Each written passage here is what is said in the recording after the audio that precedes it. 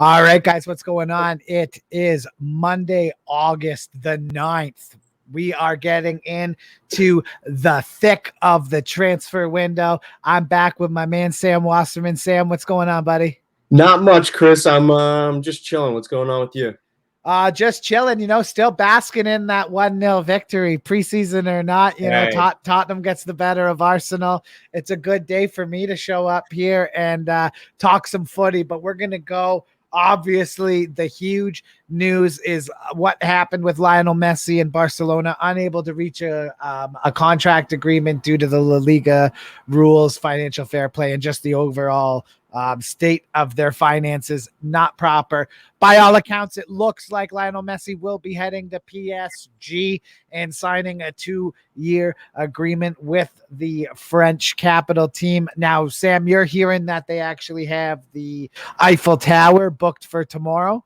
Yes. My sources, which is Twitter, basically say that, look, in the past, they've rented out the Eiffel Tower for Ibrahimovic, Neymar, and tomorrow they have a time slot to rent it out. So it's most likely Messi.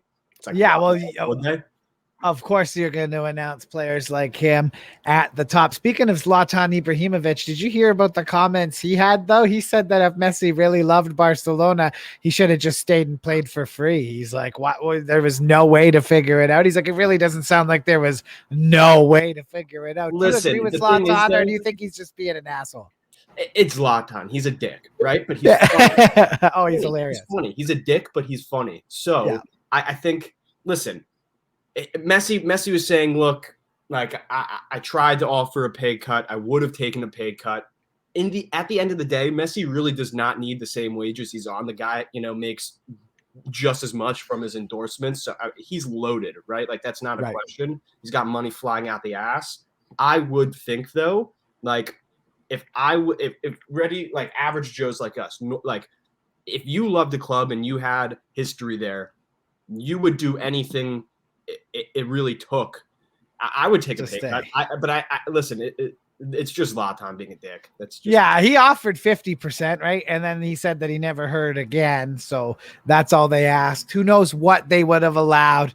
Sounds a little sus to me. I mean, it's terrible what this pandemic has done to these clubs, though. I mean, a lot of people would say it looks good on Barcelona for signing Dembele and Coutinho. And, they really overpaid for a lot of guys, Miralem Pjanic. And I heard something crazy, like Antoine Griezmann is on something like close to 800,000 euros a week wage there. So thrown money at players here and there, and it was never an issue before the pandemic. And now that clubs are strapped for cash, they're going to have to sell them. That's just one player is not bigger than the club, and that's what Joan Laporta, their current president, just said. Like, we had to save the club, we had to get rid of Messi. So listen, good for him.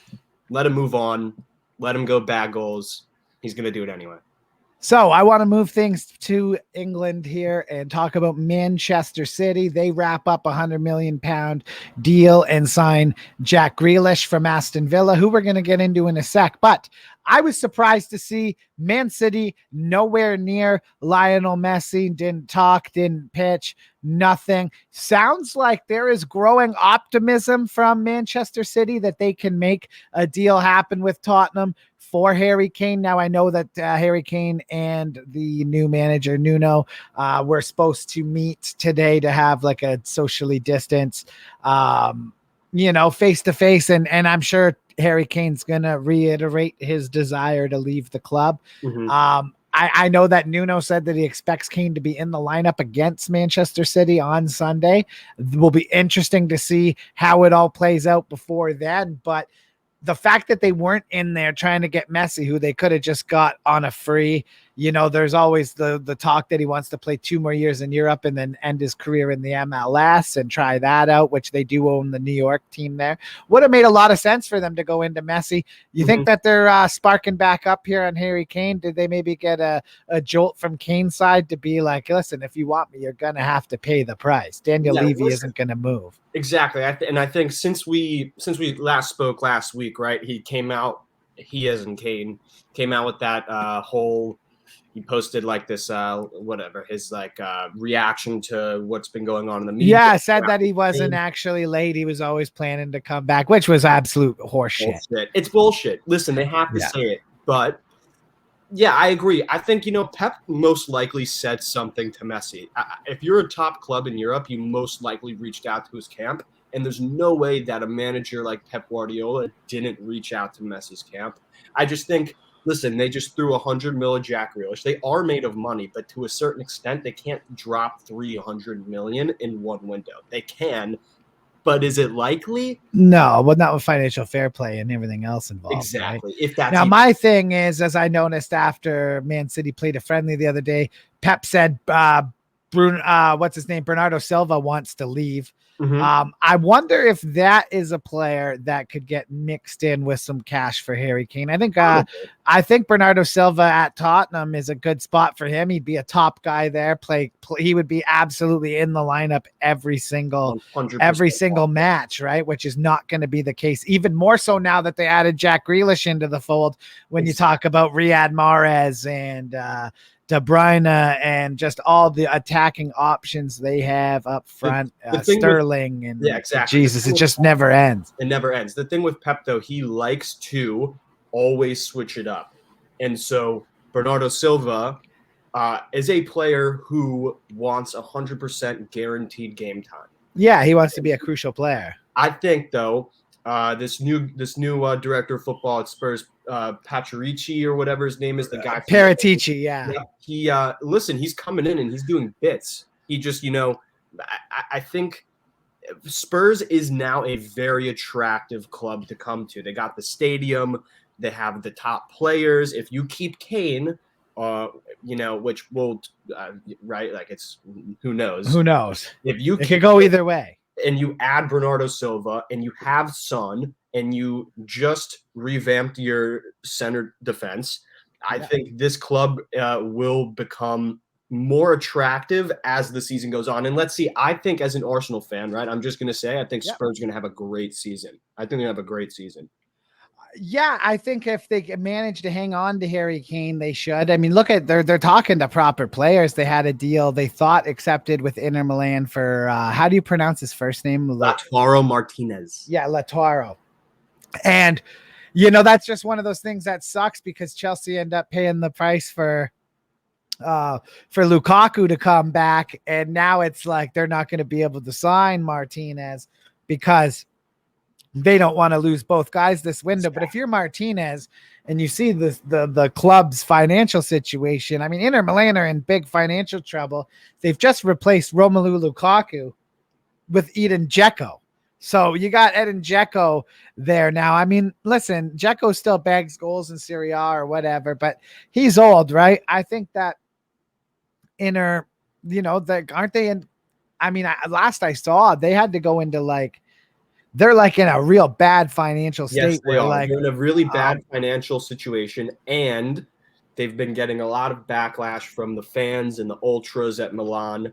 And so there have been some protests. There hasn't been riots, but they show up to the training ground and they let their listen.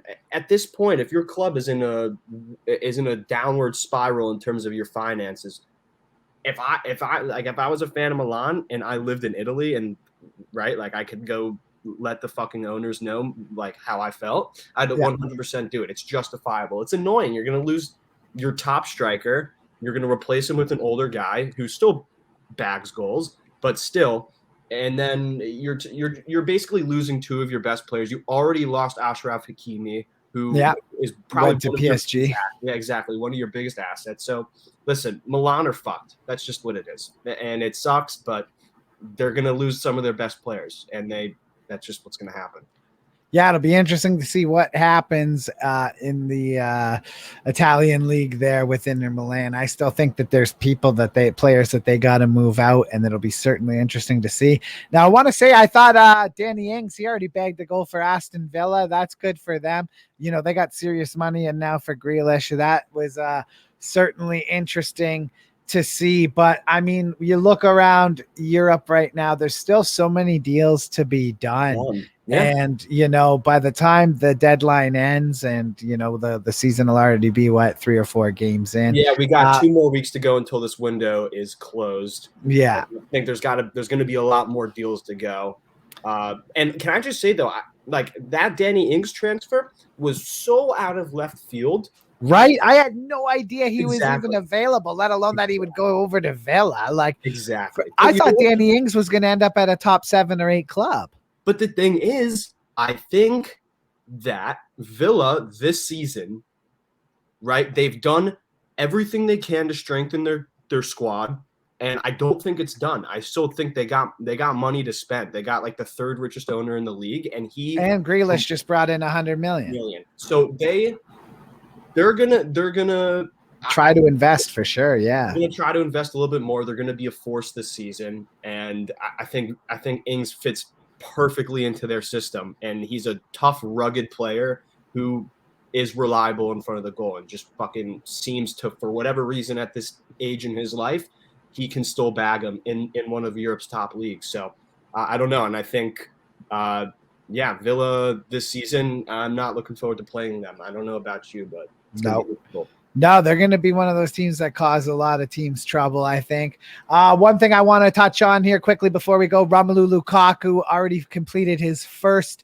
part of his medical in Italy ahead of his transfer to Chelsea. He will be making 12 million euros a season, a big bump up in pay for Romelu Lukaku. And he's back at Chelsea where, you know, they gave up on him pretty early. Yep. Yeah. And I think, listen, it's interesting to see this pivot from going from Holland to Lukaku, and he's already, like you said, completed the first part of his medical, agreed personal terms. It's you know what, they could have worse problems as a football club. They just got like a crazy Russian billionaire who will throw money at the team. He's got. Yeah. I don't know. They just won the Champions League and they get to add Romelu Lukaku to the mix. They have real ambition nice. At that club. And I just think if Werner, if Havertz, if Ziyech, who's already bagging goals in preseason, I think of all of the players they brought in last season, plus the addition of Lukaku, plus maybe the addition of Jules Kounde from Sevilla, if he comes in and all those players start to work together well in the system, because you got to be challenging for the title. And if they don't, then Tuchel's out. That's just the club that they are. Chelsea are, if you don't get the job done with the players we give you, you're out. You got to bag silverware at that club for sure. I'm sure winning the Champions League will buy them a little more time than certain guys would get, but you never know, right? It's a win first mentality at Chelsea, and that's why they're always in the thick of it, like you said, with the Champions League last year and everything else. If, like you said, these young guys like Kai Havertz and that come along and develop the way they're supposed to, man, this Chelsea team is going to be scary for a long time. Yeah, so Messi, PSG, Kane to Man City still could happen. Possibly. We're going to follow that. I think you're going to see a lot of player movement, especially coming out of the English Premier League, because the Euros really got in the way of a lot of business. And then on top of it, there was also the Olympics going on as well, right? The Copa America. There's just so much international footy going on. So there's still a ton of moving parts, guys. Make sure you hit the subscribe button, and we'll keep you up to date with all things footy all day long. Take care, guys.